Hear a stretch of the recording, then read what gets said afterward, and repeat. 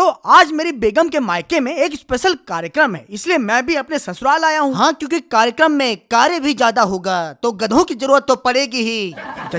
जबान संभाल के बोलिएगा भाई साहब, क्योंकि आज मेरे बेटे का अन्नप्राशन संस्कार है, जिसको हमारे यहाँ पर पसनी भी कहते हैं। इसमें वो अपने मामा के यहाँ से बस स्टैंड की एक फुल थाली खाएगा, जिसमें होगी पूरी, सब्जी, दाल, चावल, रसगुल्ला, खीर और भी छोटी छोटी चीजें। तो मेरी ससुराल जाने से पहले मैं मेरी नानी के यहाँ पर था और आप लोग देख रहे होगे कि मेरी नानी कटोरी से कप में चाय डाल रही हैं। वो इसी तरह मुझे रोज कप में पैक बना कर देती हैं। तू तो चाय को भी पैक की तरह देखता है। तो मुझे चाय देने के बाद नानी गैस चालू करने लगी, वो भी बिना किसी जल्दबाजी की।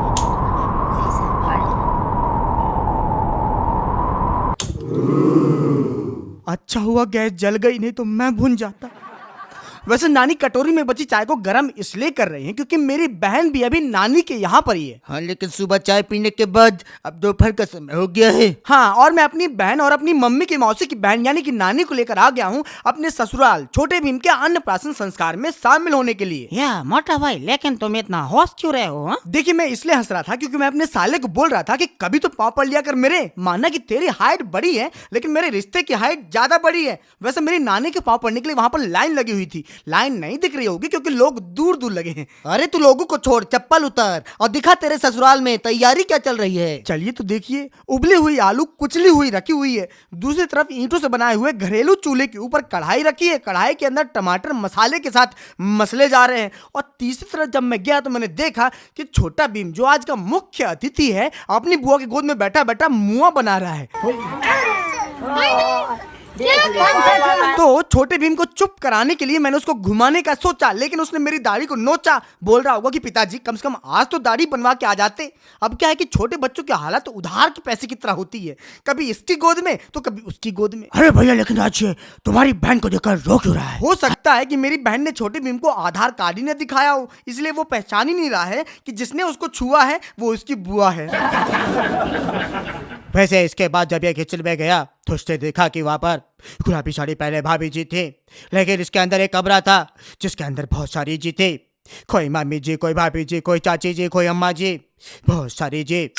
जी, तो ये जितनी भी जी है ना, पूरी बनाने का कच्चा माल सप्लाई कर रही हैं, यानी कि आटा गूंथ रही हैं। दूसरी तरफ दूसरे कमरे में लगा पंखा समझ में नहीं आ रहा है कि दूसरों की गर्मी भगा रहा है कि खुद की। इधर मेरी नानी जब से मेरे ससुराल में आई हैं अकेली अकेली बैठी थी, लेकिन ज्यादा देर के लिए नहीं। बहुत ही जल्दी उनकी हम उम्र उनको जानने वाली सहेली उनके बगल में आकर बैठ गई और फिर दोनों सहेलियां एक दूसरे को मोहल्ले की, घर की, शहर की, रिश्तेदारी की ब्रेकिंग न्यूज देने लगी। वे लाले, ये छोटे भीम के कपड़े क्यों बदल रहा है? अरे वो क्या है कि इन लोगों ने छोटे भीम को बहुत ज्यादा कपड़े पहना दिए थे। अंदर बनियान, बनियान के बाहर शर्ट, शर्ट के बाहर कोटी, और गर्मी बहुत ज्यादा थी। तो मैंने लोगों से बोला चलो फटाक से मेरे तकिए का कवर चेंज करो। क्या बात है, क्या बात है? मेरा बच्चा बोलना चाहिए, तो मेरा तकिया बोल रहा है।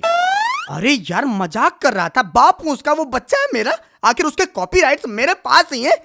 वैसे सब कपड़े उतर जाने के बाद, हल्का होने के बाद, छोटा भीम भी मजे से खेला कूदी कर रहा था। इधर मेरी नानी और उनकी सहेली अब अच्छे से दोस्ती निभा रहे थे और आज तक एबीपी न्यूज बन के एक दूसरे को ब्रेकिंग न्यूज दिए ही जा रहे थे। ओए, तू भी कुछ ब्रेकिंग न्यूज दे। यहाँ पर क्या हो रहा है? जी, यहाँ पर ये हो रहा है कि जो चूल्हा आपको दिख रहा है ना, जिसके ऊपर पहले टमाटर को मसाले के साथ मसला जा रहा था, अब उसके ऊपर दूसरी कढ़ाई रखी और कढ़ाई के अंदर पूड़ियां सिलाई जा रही हैं। दूसरी तरफ जो चूल्हा रखा है उसके अंदर कुचले हुए आलूओं को मसले हुए टमाटर के साथ मिला के सब्जी बनाई जा रही है। ओए, लेकिन ये बता कि गैस सिलेंडर कहाँ है? हमारे यहाँ का सबसे प्राचीन गैस सिलेंडर, सूखी हुई लकड़ियां लगी हुई है नीचे, जिनके ऊपर आग लगी। आग, पानी, पानी, आग, ये सब छोड़ और ये बता कि छोटे भीम का अन्नप्राशन संस्कार कब होगा? यही तो मुझे नहीं पता चल रहा था, इसलिए मैं ससुर जी के कमरे में उस खटिया में जाकर लेट गया जहां पर पड़े पड़े वो फूंकते रहते हैं, मतलब सांस लेते रहते हैं। और ये जो कमरा दिख रहे हैं ना आप लोग, लग्जरी, ये मेरे ससुर जी ने और साले ने मिलकर अपने हाथों से बनाया है। अरे भैया, कच्चे घरों में रहने में बहुत मजा आता है। ये बात अलग है कि आदमी लालच के कारण उसे देख नहीं पाता। बिल्कुल बिल्कुल, बात तो सही है। वैसे पूड़ियां बनती जा रही थी और जो बनाती जा रही हैं वो तीनों हमारी भाभियां हैं। मुझे तीनों के ऊपर बहुत दया आ रही थी क्योंकि धूप बहुत कड़ी थी। मुझे ये डर लग रहा था कि कहीं पूड़ी बनाते बनाते तीनों जन पापड़ ना बन जाए। अरे भाभीियों की इतनी चिंता है तो टेंट क्यों नहीं लगवा दिया? यही बात मैंने नेहा से और तीनों भाभियों से पूछी तो तीनों भाभियों ने बताया कि किसी ने ये बोलते हुए टेंट लगवाने से मना कर दिया था कि धूप इतनी तेज नहीं होगी, बन जाएंगी तब तक पूड़ियाँ। भाभीियों की आटे की। बस यही नहीं पता था, इसलिए मैं नेहा के साथ अंदर आ गया तो नेहा ने छोटे भीम के लिए एक माला बनाया था जिसमें उसने 500 का एक नोट भी फंसाया था। मैं मनी निकालने की सोच रहा था तब जब छोटा भीम ये माला निकालेगा। वाह वाह, टोकरी में सूखे रसगुल्ले। सूखे रसगुल्ले? अरे गुंगौरी हैं, गुड़ और आटे की बनती हैं सूखे रसगुल्ले। वैसे जिस जगह पर अभी लोटा रखा हुआ है ना, उसी जगह पर अभी थोड़ी देर बाद छोटा भीम भी बैठेगा। और ये जो पीठ देकर खड़ी हैं, ये है मेरी पत्नी की बुआ जो अभी अभी आई हैं, जिनको अभी अभी मेरा साला लेकर आया है।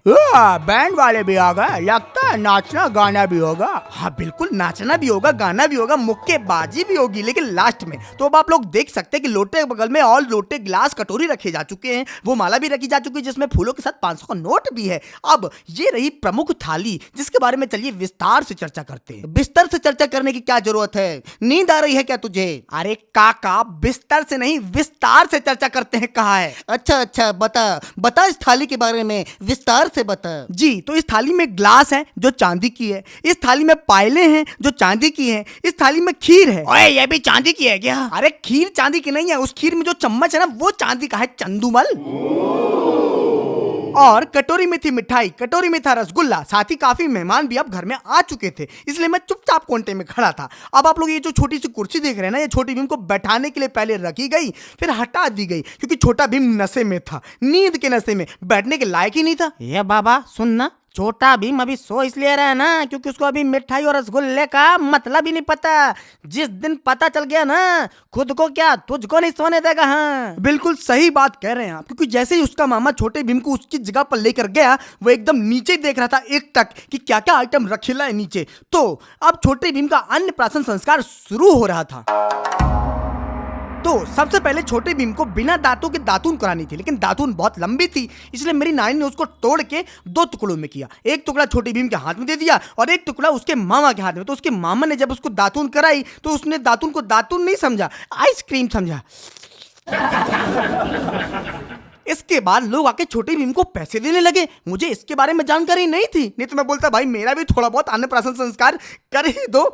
वैसे छोटे भीम ने 500 का नोट अपने हाथ में बड़ी मजबूती से पकड़ा था, लगता है बड़े होके सेठ बनेगा। वैसे बीच में मेरे साले ने वहां पर रखे कलश की पूजा भी की, उसमें टीका लगाया, अक्षत डाला, फिर छोटे भीम के छोटे से माथे में छोटा सा टीका लगाने के बाद खुद को भी टीक लिया। अब बारी थी छोटे भीम को सभी चीजें थोड़ी थोड़ी खिलाने की। तो सबसे पहले उसको खीर खिलाई, फिर बहुत सारे रसगुल्लों में से थोड़ा सा रसगुल्ला तोड़ के थोड़ा सा रसगुल्ला खिलाया, फिर मिठाई को होठों में छुपा के बिना खिलाए नीचे रख दिया।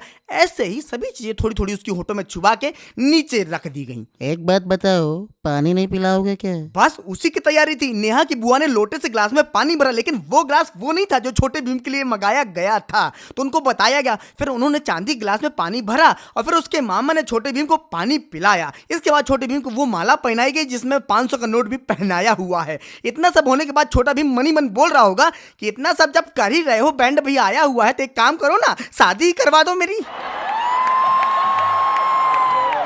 इसी बीच मेरा एक छोटा सा नुकसान हो गया, क्योंकि छोटे भीम ने जो माला पहनी थी जिसमें 500 का नोट था, मैं निकालने की सोच रहा था, मेरी पत्नी निकाल के लेके चली गई। छोटे भीम को इससे कोई फर्क नहीं पड़ा, ना ही उसको इससे फर्क पड़ा कि उसको रसगुल्ला मिठाई खिलाए गए हैं, क्योंकि उसने तभी अपना एक स्पेशल ऑर्डर किया, बॉटल वाला गाय का दूध, जिसके बिना छोटे भीम का पेट नहीं भरता। सही बात है। सही बात तो ठीक है, लेकिन इसी के साथ छोटे भीम का अन्नप्राशन संस्कार संपन्न हो गया था, इसलिए उसका मामा उसको कमरे से लेकर दूसरी जगह चला गया। इसलिए मैं भी उठ के वहां से दूसरी जगह पर आ गया जहां पर बैंड वाले डुमुक डुमुक कर रहे थे। तो डुमुक डुमुक सुनने के बाद मैं वापस उस कमरे में आया जहां पर अब खाना पीना होना था। तो वहां पर चटाई बिछा दी गई थी। सबसे पहले आए थे मेरे नाना जी, क्योंकि उनके खाने का टाइम निकल चुका था। अच्छा, तो सब लोगों ने खाना खाया होगा, पानी पिया होगा, लेकिन तू वो बता जो पहले बता रहा था, यानी कि नाच गाना कब होगा?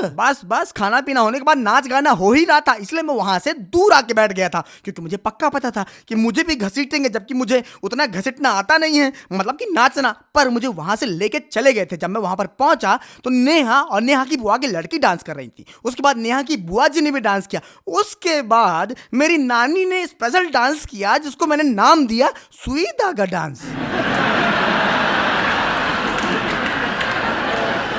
नानी का डांस तो दिखा दिया तूने, अपना डांस भी दिखा जिसमें तेरे ऊपर मुक्का चलाया गया था। बिल्कुल दिखा रहे हैं, बिल्कुल दिखा रहे हैं। तो जो अभी डांस कर रहे हैं ना पानी की लहरों की तरह, यही वो मुक्केबाज हैं, अभी रिहर्सल कर रहे हैं। तो इनके रिहर्सल करने के बाद जब मुझे जबरदस्ती बुलाया गया नाचने के लिए, तो वो नाचे, घूमे और फिर